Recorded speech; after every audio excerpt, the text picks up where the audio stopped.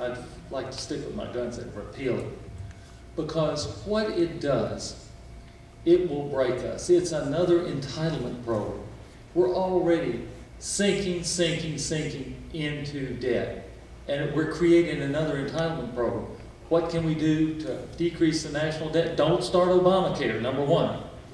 Because what it does is far above health care. It hurts jobs. How does it hurt jobs? It causes small businesses, it causes large businesses to not hire. All of a sudden you're penalized for hiring. Why are you penalized? Because you've got to provide health care. You have to be taxed more. There's more payroll tax. There's more, every kind of tax. That's costing us jobs. It's taking a part of the healthcare system and putting a bureaucracy in between the doctor and the patient. Do you know in the healthcare bill there was something slipped in there where you cannot get a student loan anymore except from who? The federal government. That's in there. That's the way it's going to be. And then after you get a student loan, to pay it back, the federal government probably is going to have something to say about what happens to you. So it's taken us down that liberal, socialistic, democratic path. We're being drugged down this path. I didn't see being led down the path. I see being drugged down the path by Nancy Pelosi and the liberals. We've got to stop it. We've got to repeal Obamacare now. Okay, thank you, Dr. Flynn. Mr. Smith. The health care bill is unconstitutional in my opinion because the government's trying to force you to buy something that you might not want. As far as I want to repeal it, defund it, and to be honest with you, I would like to see our government completely out of our health care system because in my opinion, I feel that they're one of the main reasons why it's so expensive and so hard to get insurance right now because of all the silly government regulations and the government constantly being involved in the healthcare system.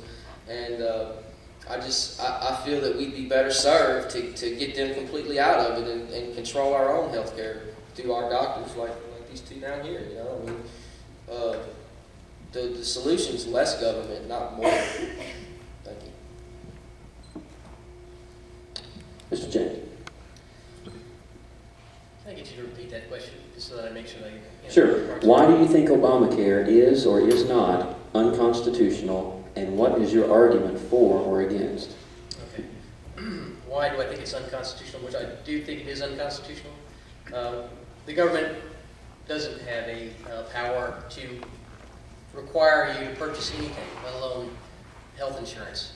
Now the argument is, on the liberal side, is that they're not requiring you. You don't have to purchase Obamacare, but if you don't purchase it, you're assessed a tax or a penalty of I forget what the amount is. I think it's around $2,000. But it is a penalty assessed for not purchasing their required product. So I clearly feel that it is unconstitutional where the federal government is requiring you to buy a product that they say that you must have, not one of their enumerated powers. I agree with Dr. Kirkland where he says that I think this is a tactic to try to drive us towards a single-payer system.